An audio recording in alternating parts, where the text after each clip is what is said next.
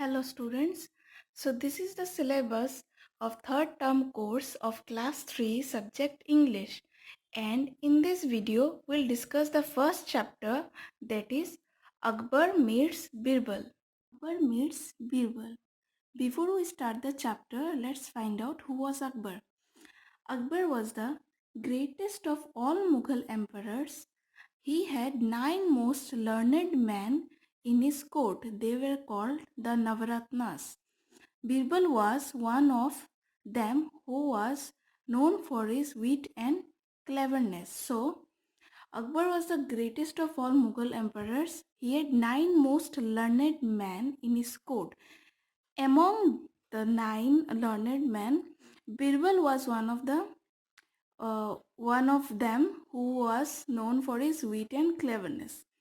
Emperor Akbar was fond of hunting. Even as a child, he would miss his lessons with his tutors in order to go riding and hunting. So, he liked hunting so much that he would miss his classes in order to go riding and hunting. As a result, he grew up to be a fearless hunter.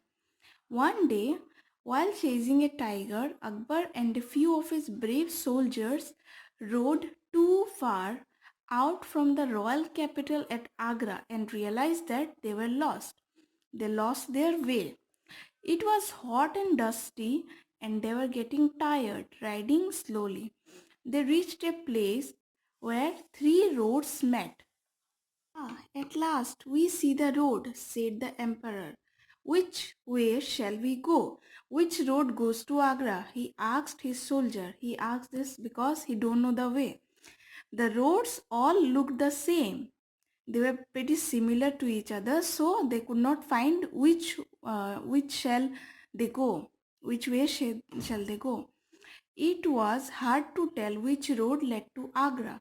The men looked at each other. They looked at the road. They looked at the dust beneath the horses' hoofs. Hoofs is the hard part of the foot of horse. Nobody said a word. Just then a man came walking down one of the roads. Glad to see someone, the soldiers called out to him and ordered him to come forward. The man did as told, looking up at the richly dressed hunters with bright, curious eyes. Tell us which road goes to Agra, asked the emperor. The young man began to smile. By smiling, that man replied on a funny note, Huzur, everybody knows that roads cannot move. How can this road go to Agra or anywhere else? He said, chuckling delightedly at his own joke. There was absolute silence. The emperor stared down at the youth. His soldiers held their breath. They knew the emperor's temper. Not one of them dared to say a single word. Will travel, the man went on, ignoring the ominous silence. Roads don't. Or do they? The emperor replied, No, they don't. The emperor cried suddenly and began to laugh loudly. Nervously, his soldiers too joined in the laugh. The man ignored them and continued to look at the emperor with twinkling eyes. What's your name? The emperor asked the man. Mahesh Das, he said. And what's your name, Huzur? At this, the emperor took off an enormous emerald ring from his hand, leaned down and gave it to the young man. So he was carrying a ring and he gave it to that man, that young man, which he gave. It was very large in size, and it has a green stone. You are speaking You are speaking to Akbar, the emperor of Hindustan, he said. We need fearless young men such as you at our court, Mahesh Das. Bring this ring along when you come, and I shall recognize and remember you. And now show us the way to Agra.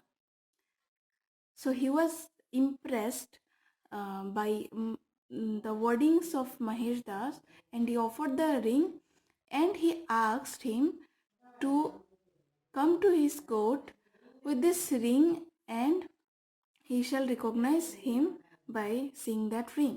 Mahesh Das bowed low and pointed towards the capital. The emperor turned his horse and galloped away, followed by his soldiers. Mahesh Das watched until a bend in the road hid them from sight.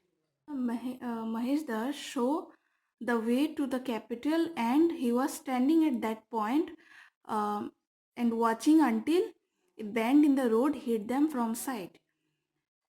Mahesh Das later joined Akbar's court and was known as Birbal. He became famous of his wisdom and wit. After reading this chapter, what you came to know about this the meeting of Akbar and Birbal, and Birbal's real name was Mahesh Das. Thank you.